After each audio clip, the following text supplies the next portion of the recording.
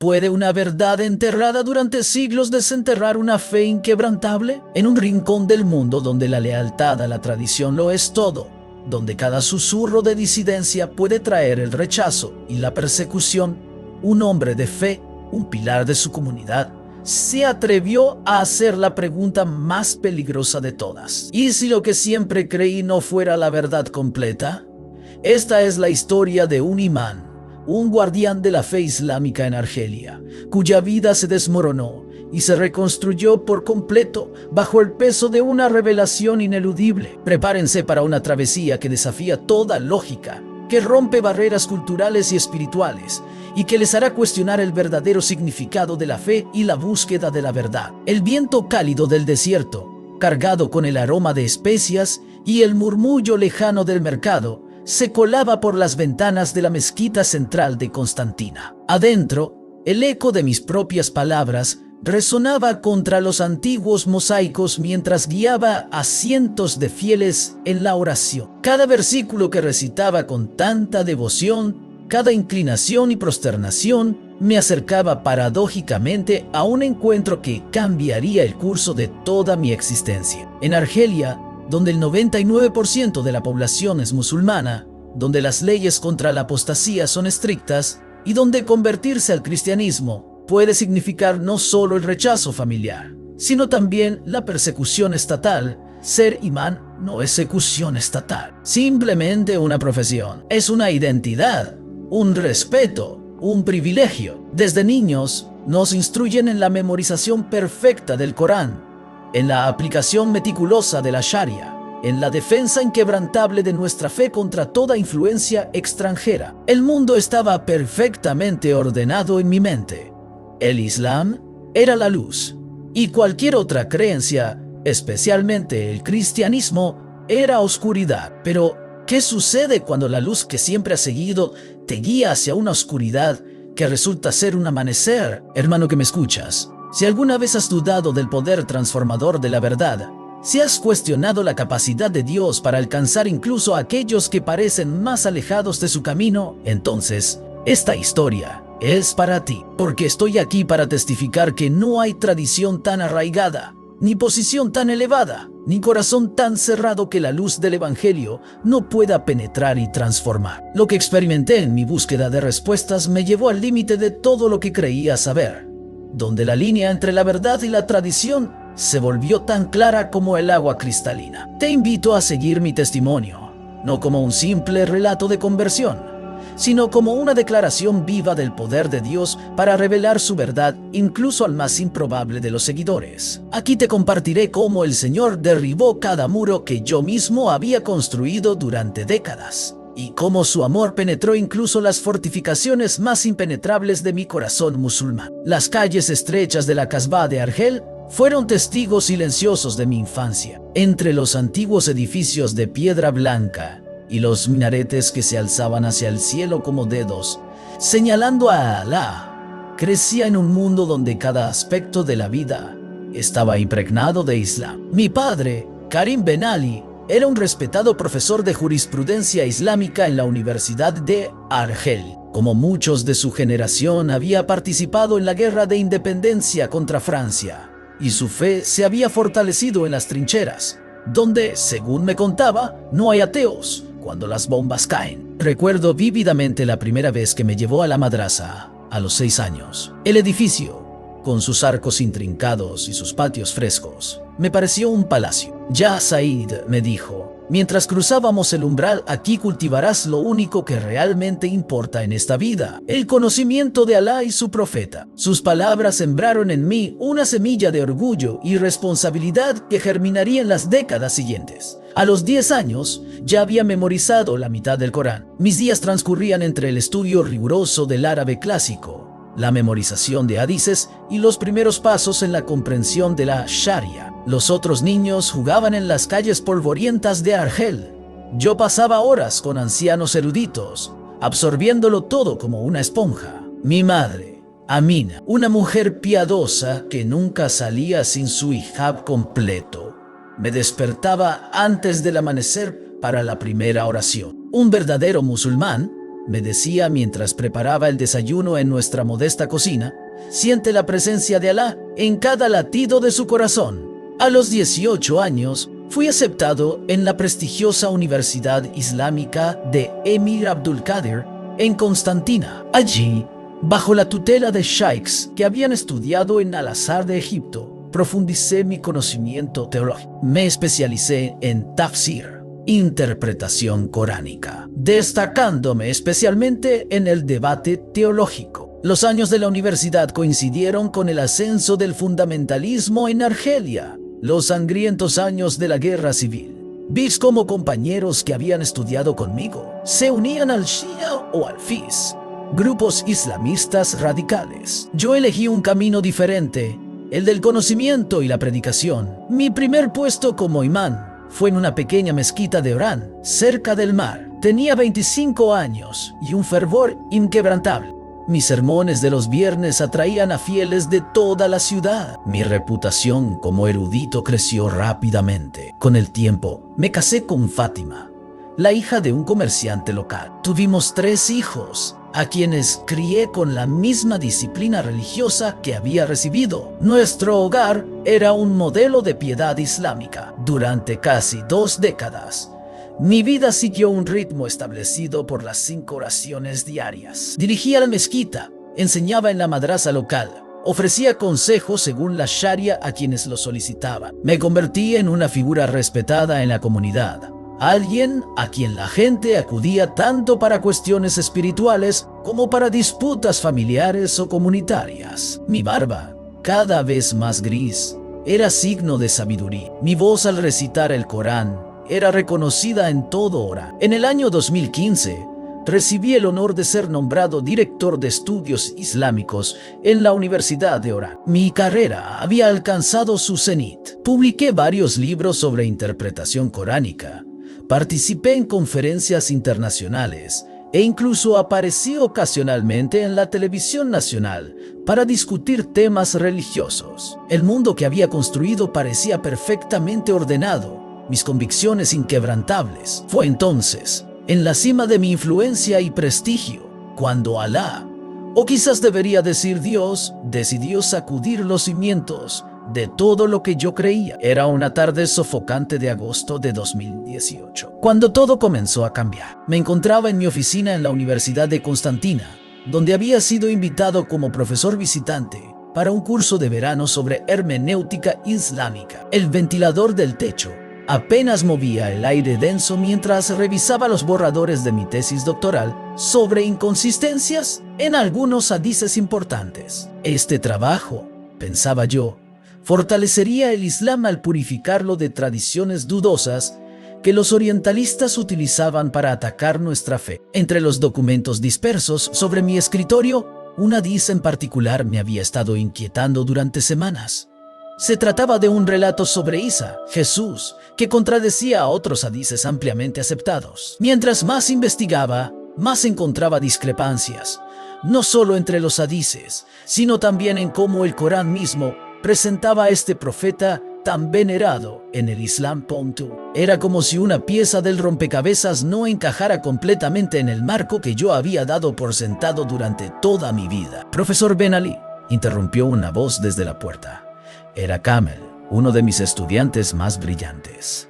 Disculpe la interrupción, pero quería entregarle algo antes de partir a Francia para mi intercambio. Caminó hacia mi escritorio y colocó un libro pequeño, encuadernado en cuero oscuro. Es un regalo de agradecimiento por su mentoría, dijo con una expresión que ahora, mirando atrás, reconozco como una mezcla de nerviosismo y esperanza. Cuando Kamel se marchó, examiné el libro. Para mi sorpresa y desconcierto inicial, no era un tratado islámico como esperaba, sino un Nuevo Testamento en árabe. Mi primera reacción fue de indignación. ¿Cómo se atrevía un estudiante a regalarme el libro sagrado de los infieles? Estuve a punto de tirarlo a la basura, pero algo me detuvo.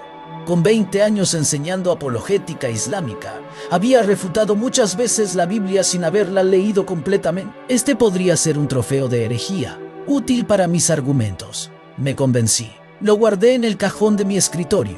bajo llave, como quien esconde una posesión vergonzosa. Esa noche tuve el primero de los 3 sueños que marcarían mi transformación. En él, un hombre vestido completamente de blanco, cuyo rostro brillaba con tal intensidad que no podía mirarlo directamente, me extendía su mano. «Said», decía con una voz que parecía agua fluyendo sobre piedras, «me has enseñado sin conocerme. ¿No deseas conocer la verdad?»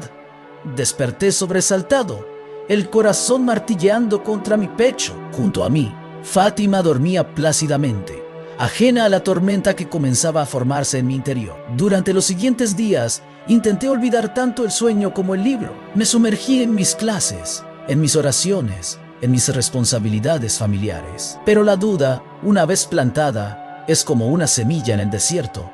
Puede parecer dormida, pero espera pacientemente la más mínima humedad para brotar. La mía llegó una semana después, cuando, mientras investigaba para mi tesis, me encontré con un estudio comparativo entre las descripciones coránicas de Isa y las enseñanzas del Nuevo Testamento sobre Jesús. La curiosidad académica venció a mi resistencia. Saqué el libro que Kamel me había regalado y comencé a leerlo, inicialmente con la intención de refutarlo. Empecé por los Evangelios, y lo que encontré me dejó profundamente perturbado. El Jesús que descubrí en esas páginas no era simplemente el profeta respetado que el Islam reconoce. Era una figura mucho más compleja y desconcertante, que afirmaba cosas que ningún profeta antes había proclamado. Recuerdo haber cerrado el libro de golpe después de leer Juan 14:6. «Yo soy el camino, y la verdad, y la vida. Nadie viene al Padre, sino por mí». Tales afirmaciones me parecían blasfemas, pero también extrañamente fascinantes. ¿Cómo podía un profeta respetado por el Islam hacer tales declaraciones? ¿Habían sido estas palabras realmente corrompidas, como siempre habíamos enseñado? Y si era así, ¿por qué el Corán honraba tanto a alguien que, según estos textos, había cometido el peor pecado posible al equipararse con Dios?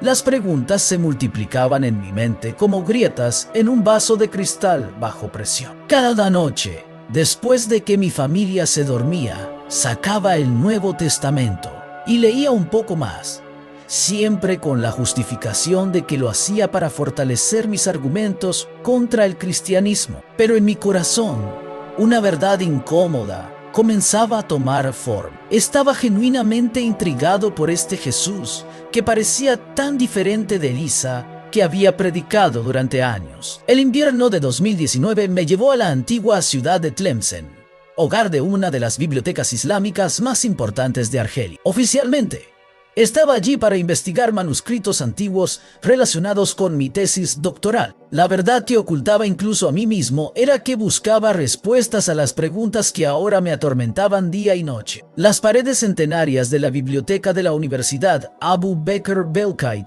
con sus estanterías de madera oscura y el aroma a pergamino antiguo, se convirtieron en mi refugio y mi campo de batalla interior. En aquella biblioteca, lejos de las miradas escrutadoras de mis colegas de Orán, podía explorar textos que habrían levantado sospechas en mi entorno habitual. Comencé con los fundamentos, estudios críticos sobre la transmisión de hadices, análisis históricos del período formativo del Islam. Finalmente, me aventuré en territorio peligroso, literatura académica sobre la historicidad de los evangelios. Fue durante mi tercera semana en Tlemcen cuando descubrí algo que sacudió los cimientos de mi fe islámica. Revisando un catálogo de manuscritos, encontré referencias a fragmentos del Nuevo Testamento en griego que databan del siglo III, mucho antes de lo que nos habían enseñado sobre la corrupción de los textos bíblicos. Con manos temblorosas, solicité el acceso a microfilmaciones de estos manuscritos antiguos. La imagen en el proyector, borrosa pero innegable,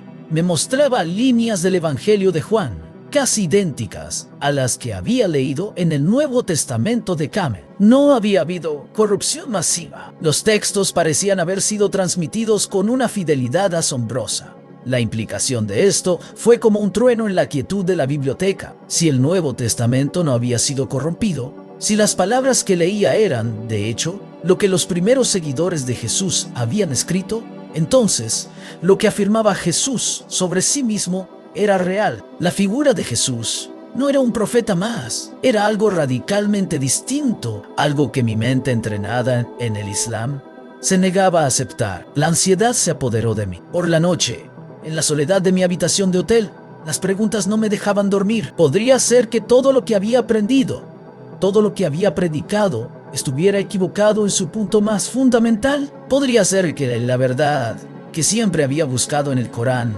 se encontrara en un libro que me habían enseñado a rechazar? El segundo sueño llegó entonces. Esta vez me encontraba en un vasto desierto, sediento y perdido. De repente, una fuente de agua cristalina brotó de la arena. La voz de mi sueño anterior regresó, suave pero poderosa. El agua viva sacia la sed más. Desperté con el sabor del agua en mi boca y la sensación de paz en mi corazón. Me di cuenta de que el sueño no era una fantasía, sino un reflejo de mi sed espiritual. Estaba sediento de una verdad que el Islam, a pesar de sus ritos y sus leyes, ya no podía proporcionarme. Durante mis días en Tlemcen, mis investigaciones se volvieron frenéticas. Leí sobre la vida de Jesús, sus milagros, su muerte y resurrección, a través de ojos que comenzaban a ver no solo a un profeta, sino a un Salvador. Analicé las profecías del Antiguo Testamento que hablaban de su venida, la manera en que se cumplían en la vida de Jesús. Cada revelación era como una pieza más que encajaba en un rompecabezas que yo había pensado que era otro. El concepto de la Trinidad, antes una blasfemia, comenzó a cobrar sentido en el contexto de la naturaleza de Dios revelada en Jesús. La idea del sacrificio de Cristo para la redención de los pecados, una locura para la mentalidad islámica, donde cada uno es responsable de sus propias obras, empezó a resonar con una verdad más profunda sobre la justicia y el amor divino. Fue una tortura silenciosa. Por un lado, mi intelecto me empujaba hacia la verdad de Cristo. Por otro, mi corazón se aferraba a la vida que conocía, a mi familia, a mi posición, a la comunidad que me respetaba. La culpa me carcomía. La culpa me carcomía. ¿Cómo podía traicionar mi herencia? Mis padres, mis hijos. Me sentía como un funámbulo, caminando sobre un abismo, con la certeza de que un paso en falso significaría caer en el vacío. El regreso a Orán fue una pesadilla silenciosa. Las mezquitas, antes lugares de consuelo y certeza, se habían convertido en recordatorios constantes de mi conflicto interno. Dirigía las oraciones con una voz que, aunque fuerte para los demás, resonaba vacía en mis propios oídos. Cada vez que recitaba el Corán, las palabras de Isa Jesús del Nuevo Testamento se superponían en mi mente. La hipocresía me sofocaba. Fátima notó mi cambio. «Said, ¿estás bien?», me preguntaba, sus ojos preocupados escudriñando los míos. «Pareces distante, tu mente está en otro lugar». Le aseguraba que todo estaba bien, que era solo el estrés de la universidad. Pero la verdad era que me sentía atrapado en una jaula invisible. La imagen de Kamel, el estudiante que me había regalado el libro, regresaba a mi mente. ¿Sabría él lo que ese pequeño objeto había desatado en mi vida?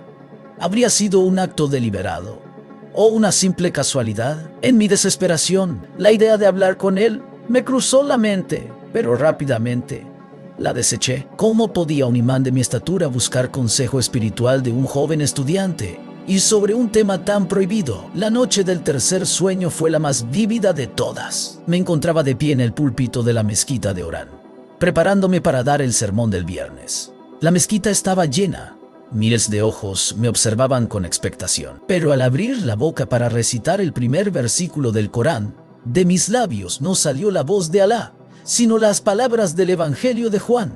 Porque de tal manera amó Dios al mundo, que ha dado a su Hijo unigénito, para que todo aquel que en él cree no se pierda, mas tenga vida eterna. Un murmullo de horror se extendió entre la multitud. Los rostros de los fieles se contorsionaron de incredulidad y furia. Mi padre, que estaba en la primera fila, se levantó, su rostro un cuadro de traición. «¡Blasfemo!», gritó alguien. La gente comenzó a abalanzarse sobre mí, con los ojos llenos de odio. El miedo me invadió, un miedo visceral a la condenación, no solo terrenal, sino también espiritual. Desperté empapado en sudor, mi corazón latiendo como un tambor de guerra. Esta vez no había paz, solo terror. El sueño había sido una premonición de la catástrofe que se avecinaba si seguía el camino que mi corazón ahora deseaba. Pero también había sido una revelación.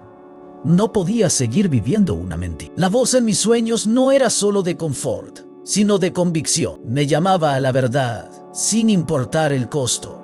La decisión no fue fácil. Pasé días en mi estudio, ayunando y orando, no a Alá, sino a ese Dios desconocido que ahora sentía tan cerca. Leía el Nuevo Testamento sin parar, buscando consuelo y dirección. Encontré palabras de Jesús sobre la persecución, sobre el precio de seguirle, sobre la promesa de paz en medio de la tribulación. Me aferré a ellas como un náufrago a un trozo de madera. El 15 de marzo de 2020, tomé la decisión más difícil de mi vida. Le pedí a Fátima que se sentara conmigo después de la cena, cuando los niños ya dormían. La habitación estaba en silencio, solo roto por el suave zumbido del aire acondicionado.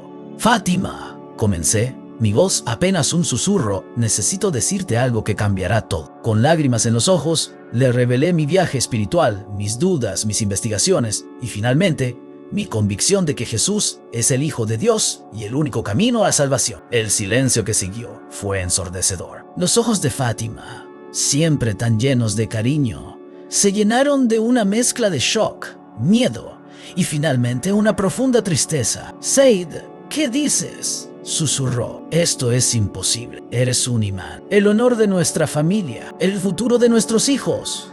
Intenté explicarle, rogarle que leyera los libros, que entendiera mi corazón, pero la barrera de la fe era demasiado grande. La fe en Argelia no es solo una creencia, es la estructura social, la identidad, la ley misma. Para ella era una traición imperdonable. Esa noche, Fátima se fue de mi habitación. La distancia entre nosotros se hizo palpable, un muro invisible que se levantó entre dos personas que alguna vez compartieron una vida entera. La noticia de mi apostasía se propagó como un incendio forestal en la comunidad. Al principio fueron rumores, susurros en el mercado y en las mezquitas.